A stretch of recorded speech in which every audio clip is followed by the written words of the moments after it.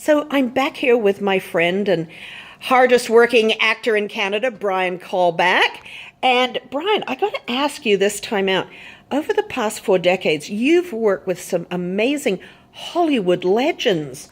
What's it like to work alongside them? And can you share some of the names that you've had the privilege of working with? Oh, that's a difficult question because it just so many. Because I spent about 14 years of my 47 years Yeah. working as a stand-in. So meeting crew, directors, which helped me very much later on, and of course stars. So Yeah.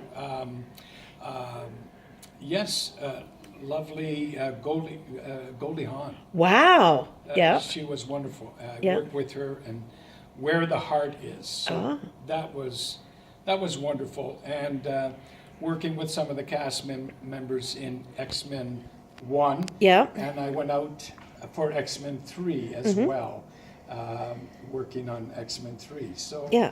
just a lot of great people. Yeah. Haven't you worked with people like, Rod Steiger of all people? Yes, yes. And I've got a wonderful picture, if you don't mind. Yeah. This is a wonderful picture of myself with Rod Steiger. Now, what was good about this particular show, Yep. this was 1983, and I got to go to Montreal Yep. in the summertime and be Mr. Steiger's stand-in in a film called A Race to the North Pole. Oh. Also with Richard Chamberlain. Oh, And Dr. Kildare.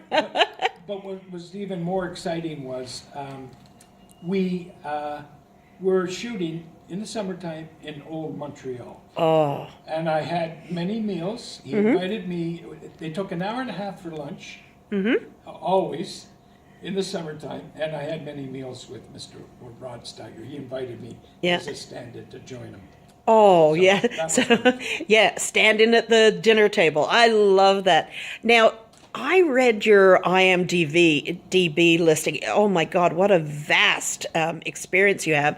You've actually worked with one of my all-time faves from the 60s and 70s, Charles Bronson.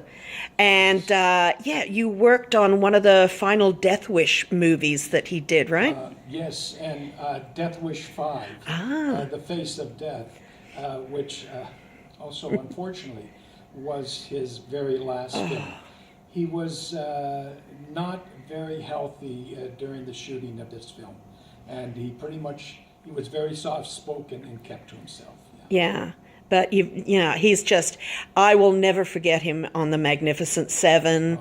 And there was a great movie called Red Dawn where he acted opposite my favorite Japanese actor, Toshiro Mifune. So I'm very jealous you got to meet him. But another fave of mine, handsome devil, Leslie Nielsen. Yes. Now, Leslie was so well known for his practical jokes on the set. Oh, cool. You got this great picture. Let me zoom in here. Oh, that's lovely. For some reason, I got to stand in for Leslie Nielsen. Yep. As you can see, Yep. I wasn't as tall as him. Yeah. So I had to wear a little bit extra Cool. high shoes to Yeah. match his height. But he was quite the practical joker. And I'm sure you've heard stories. He would have in his hand a little Yeah. cup, this little metal cup with rubber. It was a fart machine. That's exactly what it was. And he would just break up the cast and crew.